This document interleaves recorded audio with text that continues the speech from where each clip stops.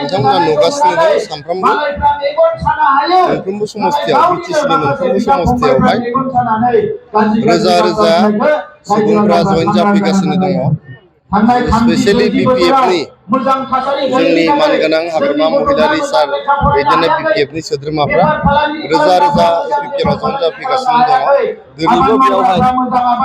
रोजा रोजा सुबुंफ्रा एपिपिएलआव जइन जागोन निसिमा समस्थिनि सिङाव थानाय खैला मैलायाव बिथांमोना जइन जादों बिथांमोनखौ जों बरायदों दिनैहाय हाग्रामा महिलारि बिथांनि दैदेननाय बिपिएफ हान्जा बयबो गाज्रि मोनजोब्बाय आं दाखालिबो बुंदों बिथाङा गोबां गाव सरकार थानाय समाव गोबां थगायदों रायजोफोरखौ थगायदों बिथाङा बुंदोंमोन थलासे थलासे सना होगोन बेखौ होआखै बेखौबो जोबोद गाज्रि मोनबाय हा हु होगोन होनदों बेखौबो थगायबाय बिथाङा गोबां बिथाङा खामानि मावगोन होननानै प्रतिश्रुति होदोंमोन बिथाङा मावनो हायाखै बिथांमोना नुदों बे रौमारिनिफ्राय खैला मैलासिम जे लामा जोबोद गाज्रि थासारियाव दङमोन गारि सालायनो हायामोन साइकेलबो सालायनो हायामोन दिनै जोंनि सरकारा बेखौ बानायफिननायनि राहा लामा लादों बेखौ फुवारनायनि राहा लामा लादों बेफोर गासिबो लामा सामा बा लोंनाय दैनि बेबस्था खालामनाय आरो जोंनो सेल्फ हेल्प ग्रुपफोरनो 75,000 रां होनो होननानै 75,000 रांनि प्रथम किस्ति 25,000 रांखौ प्रमद बर' सारा होनायनि थाखाय गासिबो प्रमद बर' सारखौ मोजां मोननानै आरो एपिपिएलखौ मोजां मोननानै दा रोजा रोजा लैहोर लैहोर सानफ्रोमबो माने एपिपिएलआव जइन जाफैगासिनो जोंसो टाइम होनो हायाखै मोनफ्रोमबो समस्थियाव जोंहा इनभाइटेसनफोर दं जइन जानायनि लासै लासैनो जों बिथांमोनखौ जइनिं खालामलांबाय थागोन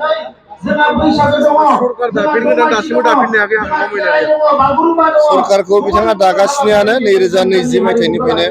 दिनै दागोन गाबोन दागोन माने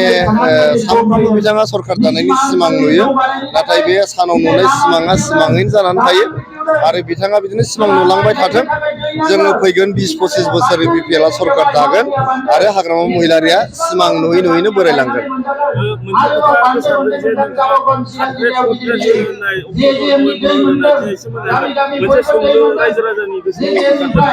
रायजो राजाफ्रा बयबो मिथिगौ बिथांमोननि मिडियायाबो मिथिगौ जे 10 तारिख डिसेम्बराव 3rd ग्रेडनि जोंहा फरिखा जागोन क'क्राझाराव गोबां कलेजफ्राव बड'लेण्ड इउनिभारसिटिखौ सामलायनो होनाय जादों आरो बेखौ गोबां सेन्टारावहाय 3rd ग्रेडनि जोङो साकरिनि इन्टारभिउ जोंहा जागोन जोङो साकरि होनायखौ दिनैनि 4,500निबो बांसिन साकरि होबाय साकरि होनानै जों खाम सिफुं दामनानै जोङो एपइन्टमेन्ट होआखै जोंहा खाम सिफुं दामनानै दल खावां दामनानै साकरि होनांगौ गैया जोंहा जिहेतु बे साकरि होनायनिफ्राय थाइसेबो लानांगौ गैया आथाना 5 फैसाबो लानांगौ गैया हाग्रामा महिलारिनि सारनि दिनाव बिपिएफनि सरकारनि समाव लाख लाख रां लानानै साकरि होदों आरो बिथांमोना दल खावां दामनानै साकरि होदों खिन्थु जोङो दिनै रोजा रोजा साकरि होनायनि उनावबो जों दल खावां दामाखै खाम सिफुं दामाखै आरो जों आथाना 5 फैसानि लेनदेनबो खालामाखै बिनि थाखायनो दिनै अपोजिसन पार्टिफ्रा बेखौ माखासे बानसावनो नाजादों खिन्थु रायजो राजाफ्रा मिथिगौ जे जोंनि बिपिएल सरकारा साकरिखौ होगासिनो दं होननानै गोजोनथाव खौरां बाजाज बाइक लानो गोसो गुदुं सुबुंफोरनि थाखाय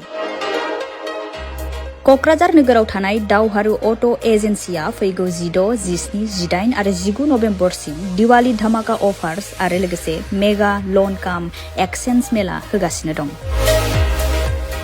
दावहारु अट' एजेन्सियाव बायगिरि बिथांमोना लवेस्ट डाउन पेमेन्ट होनानै बाइक लानो हागोन आरो एक्सचेन्जनि खाबुआबो एभेलेबेल जागोन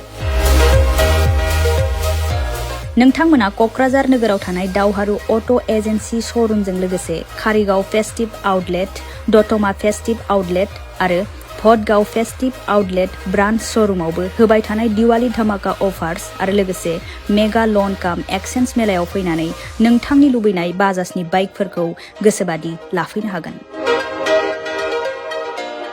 बाजाजनि बाइक सालायनो मोजां मोनग्रा रायजो राजाफोरनि थाखाय दावहारु अट' एजेन्सि श'रुमा लोगोसे मोजां अफारफोरबो लाबोदों बेफोरनो जाबाय